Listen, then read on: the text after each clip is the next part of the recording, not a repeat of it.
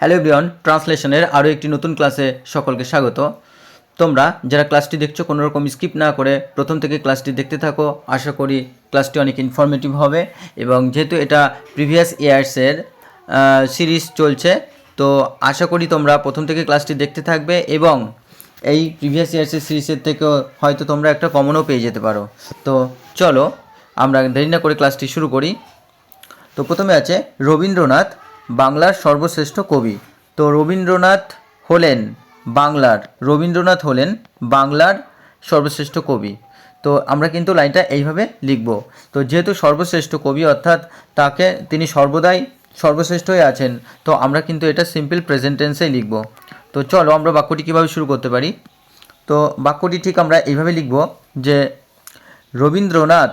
Rabindranath is the greatest poet of Bengal. তো এখানে আমরা কিন্তু সুপারলেটিভ ডিগ্রি ব্যবহার করেছি। আর সুপারলেটিভ ডিগ্রি ব্যবহার কখন করি? যখন সবচেয়ে ভালো বা সবচেয়ে খারাপ এরকম যখন বোঝায়, অর্থাৎ সবচেয়ে বা সর্বশ্রেষ্ঠ যখন বোঝায়, তখনই কিন্তু আমরা সুপারলেটিভ ডিগ্রি ব্যবহার করি। তাহলে কি রবীন্দ্রনাথ ইজ দ্য গ্রেটেস্ট, আর সুপারলেটিভ ডিগ্রির আগে আমরা দা ব্যবহার করি, দা। তাহলে Rabindranath is the greatest poet of Bengal, অর্থাৎ বাংলার তিনি সর্বশ্রেষ্ঠ কবি। বা আমরা বলতে পারি যে Rabindranath is the best poet of Bengal, অর্থাৎ বাংলার সবচেয়ে ভালো বা সর্বশ্রেষ্ঠ। তো দুটোই আমরা লিখতে পারবো, সুতরাং আমরা গ্রেটেস্ট দিয়েই শুরু করেছি। তো এবং এটা সিম্পল প্রেজেন্ট টেন্সে আছে, যেমন সাবজেক্ট, দেন অক্সিলারি ভার্ব, দেন আদার্স, অবজেক্ট এবং দেন রিমেইনিং। তো এইভাবে আমরা লিখেছি। চলো পরের বাক্যটি দেখি। পরের বাক্যটি আছে শুধু বাংলাদেশের কেন, তিনি সর্বদেশের ও সর্বকালের শ্রেষ্ঠ কবিদের মধ্যে অন্যতম।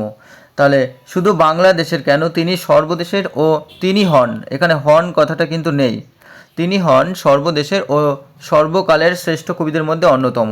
তো এটা কিন্তু আমরা সিম্পল প্রেজেন্ট টেন্সে লিখব, কারণ তার বর্তমান বা তিনি অতীত বর্তমান বলে নয়, তিনি সর্বকালে সর্বশ্রেষ্ঠ।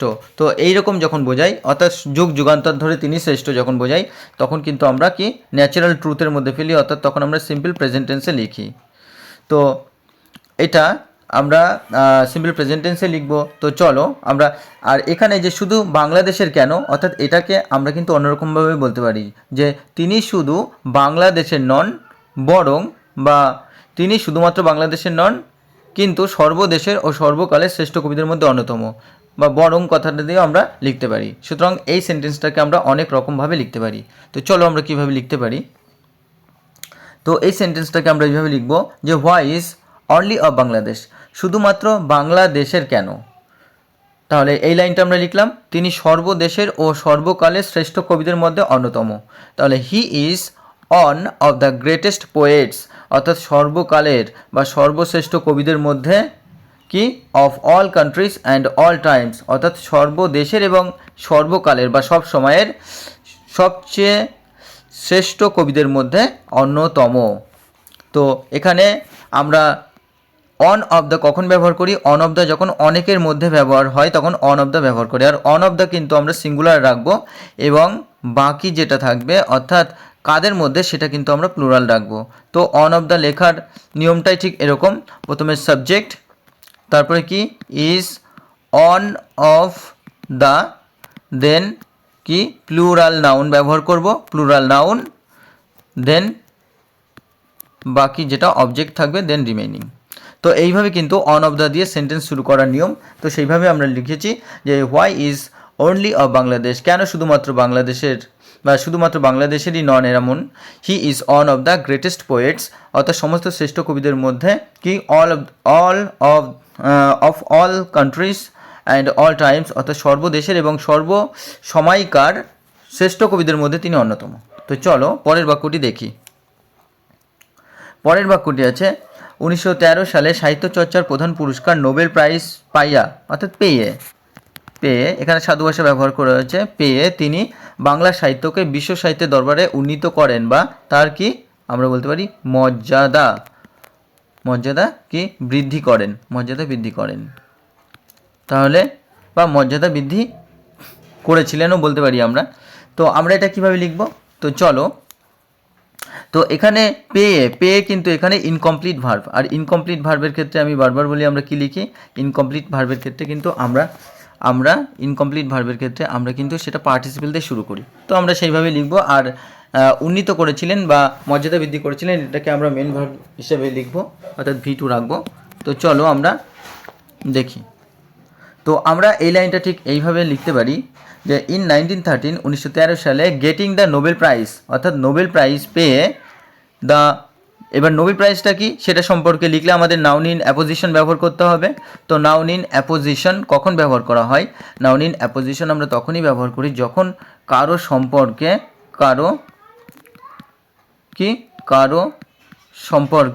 কি এক্সট্রা ডেসক্রিপশন, কারো সম্পর্কে এক্সট্রা ডেসক্রিপশন যখন আমরা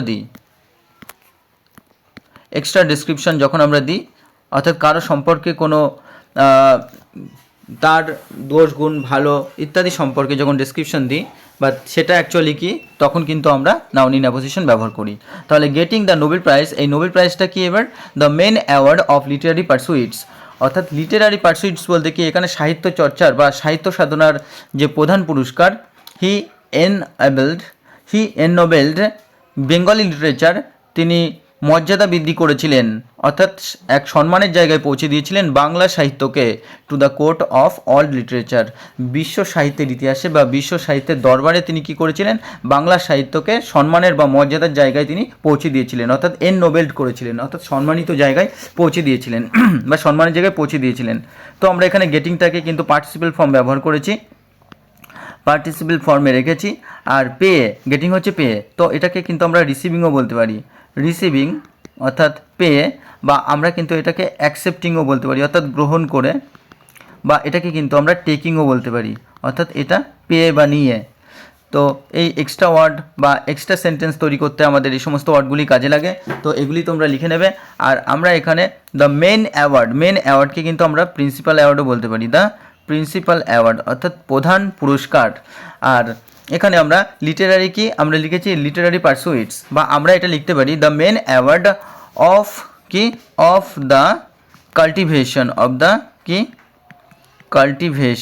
the main award of the cultivation of Literary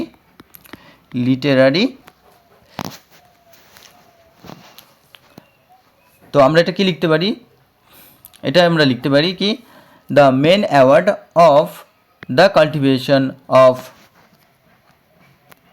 literature, অর্থাৎ এটা সাহিত্য চর্চার প্রধান পুরস্কারও বলতে পারি। তাহলে আমরা এটাকে লিটারারি পারসুইটস লিখতে পারি, অথবা দ্য কাল্টিভেশন অফ লিটারেচারও আমরা বলতে পারি। আর এখানে আমরা এননোবেলড,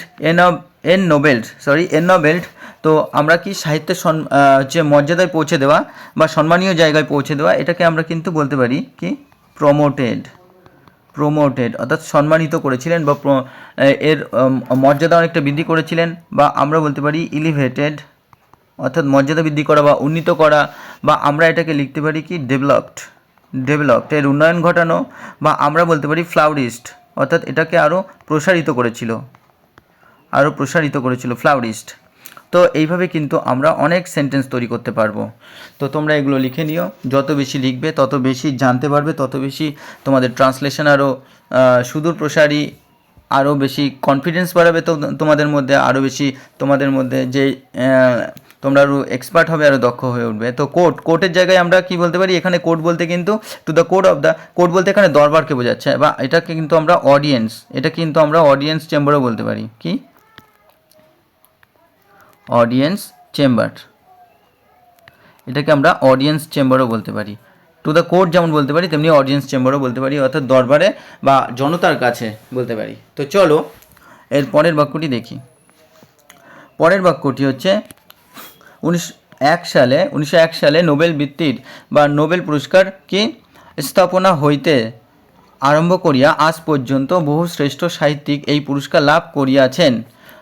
তো কি করিয়াছেন, অর্থাৎ তারা ইতিমধ্যে লাভ করেছেন।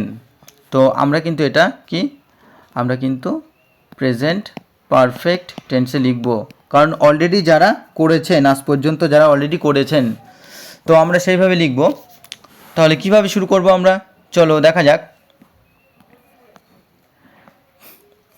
তাহলে আমরা এটাকে এইভাবে ঠিক লিখব যে from the very beginning of the foundation, অর্থাৎ from the very beginning of the foundation of the Nobel prize in 1901। তো 1901 সালে নোবেল প্রাইজের কি প্রতিষ্ঠার প্রথম থেকেই টিল নাও আজ পর্যন্ত মেনি গ্রেট রাইটার্স, অর্থাৎ অনেক মহান বা শ্রেষ্ঠ সাহিত্যিকরা কি হ্যাভ গটেন পেয়েছেন দিস অ্যাওয়ার্ড, এই পুরস্কার লাভ করেছেন বা এই পুরস্কার পেয়েছেন। তাহলে আমরা কি বলতে পারি, ফ্রম দ্য ভেরি বিগিনিং, অথবা আমরা বলতে পারি ফ্রম দ্য ভেরি স্টার্টিং, অর্থাৎ শুরু থেকেই স্টার্টিং, বা আমরা বলতে পারি from the very launching of the foundation, বা আমরা বলতে পারি কি of the establishment,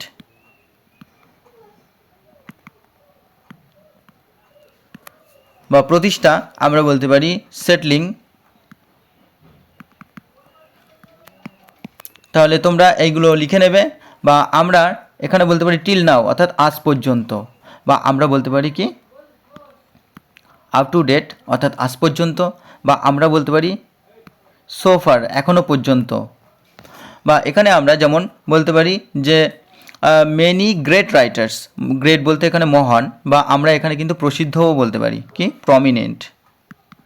prominent writers, বা আমরা বলতে পারি কি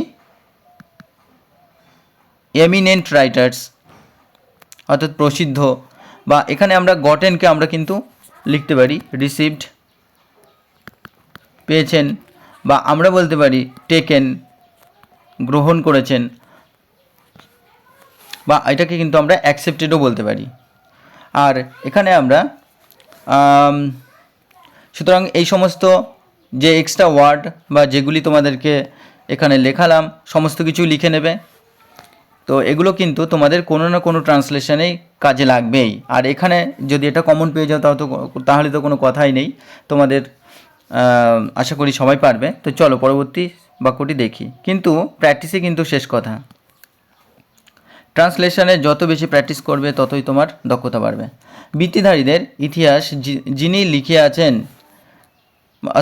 লিখিয়াছেন তিনি স্বীকার করিয়াছেন যে রবীন্দ্রনাথের কাব্যের প্রেরণা সর্বাপেক্ষা সার্বজনীন ও প্রাদেশিকতা দোষ বর্জিত। অর্থাৎ যে প্রাদেশিকতা, বা আমরা জানি যে যেখানকার লেখক থাকেন সেখানকার বিষয়বস্তু তিনি তার লেখনীর মাধ্যমে তুলে ধরেন বা তুলে ধরার চেষ্টা করেন, কিন্তু তিনি হচ্ছেন সার্বজনীন, অর্থাৎ তিনি কোনো রকম এরকম প্রাদেশিকতা বা কোনো একটা নির্দিষ্ট এলাকার যে নির্দিষ্ট বিষয় নিয়ে লিখবেন তেমন নয়, তিনি সর্বজনীন বিষয় নিয়ে লিখতেন বেশিরভাগ। তো চলো আমরা এটা কিভাবে শুরু করি দেখা যাক। তো এখানে লিখে আছেন যেহেতু বোঝা যাচ্ছে, তো আমরা এটা প্রেজেন্ট পারফেক্ট টেন্সে লিখব, প্রেজেন্ট পারফেক্ট টেন্স। তো চলো, এনিবডি হু হ্যাজ রিটেন, যে কোনো ব্যক্তি যে কিনা লিখেছেন the history of the prize winners, অর্থাৎ এই সমস্ত কি বৃত্তিধারীদের বা এই সমস্ত প্রাইজ উইনার্সদের হ্যাজ কনফেসড, তারা স্বীকার করেছেন that the inspiration of Rabindranath poetry, অর্থাৎ রবীন্দ্রনাথ ঠাকুরের বা রবীন্দ্রনাথের যে কবিতার অনুপ্রেরণা ইজ দ্য মোস্ট ইউনিভার্সাল, অর্থাৎ সবচেয়ে বা সর্বজনীন, অর্থাৎ সর্বাপেক্ষা সর্বজনীন, সব থেকে সর্বজনীন, অ্যান্ড ফ্রি ফ্রম প্রভিন্সিয়ালিজম, এবং প্রাদেশিকতা দোষ বর্জিত এবং প্রাদেশিকতা থেকে মুক্ত। তো এমনটাই আমরা বলতে পারি। তো এনিবডি অর্থাৎ যে কিনা লিখেছেন বা যেই লিখেছেন, বা আমরা এটাকে বলতে পারি যে হু এভার হ্যাজ রিটেন, অর্থাৎ যেই কিনা লিখেছেন, বা আমরা এখানে বলতে পারি who has written the history of the prize winners has confessed, অর্থাৎ স্বীকার করেছেন, বা আমরা এটাকে বলতে পারি যে অ্যাডমিটেড, অর্থাৎ স্বীকার করেছেন, বা আমরা বলতে পারি যে কনসিডেড স্বীকার করেছেন, বা আমরা বলতে পারি যে অ্যাকসেপ্টেড, অর্থাৎ স্বীকার করেছেন। তো যেই অর্ডটা তোমাদের ভালো লাগবে, যেটা তোমাদের মনে থাকবে সেই অর্ডটা দিয়েই তোমরা লিখবে। আর সমস্ত অর্ডই অ্যাকসেপ্টেবল, গ্রহণযোগ্য, এবং প্রতিটা অর্ড দিয়ে তোমরা কিন্তু আলাদা আলাদা ডিফারেন্ট টাইপের সেন্টেন্সও তৈরি করতে পারবে। আর এখানে আমরা ইন্সপিরেশন দেখেছি, ইন্সপিরেশন হচ্ছে অনুপ্রেরণা, বা এটাকে কিন্তু আমরা এনকারেজমেন্টও বলতে পারি।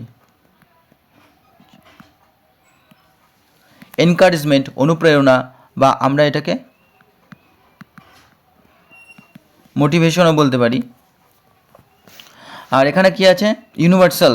ইউনিভার্সাল হচ্ছে সর্বজনীন, যেটাকে কিন্তু আমরা বলতে পারি কি গ্লোবাল, বা আমরা কিন্তু এটাকে বলতে পারি কি কি জেনারেল, বা আমরা কিন্তু এটাকে কমন বলতে পারি, কমন।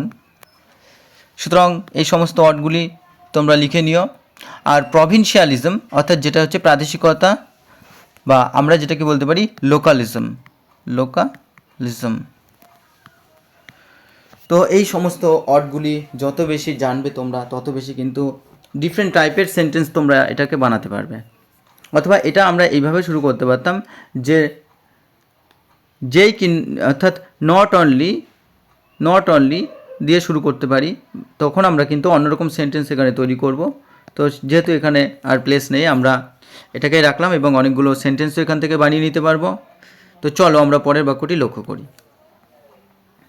তো বন্ধুরা, এই ছিল আজকের একটি প্রিভিয়াস ইয়ার্স সিরিজ।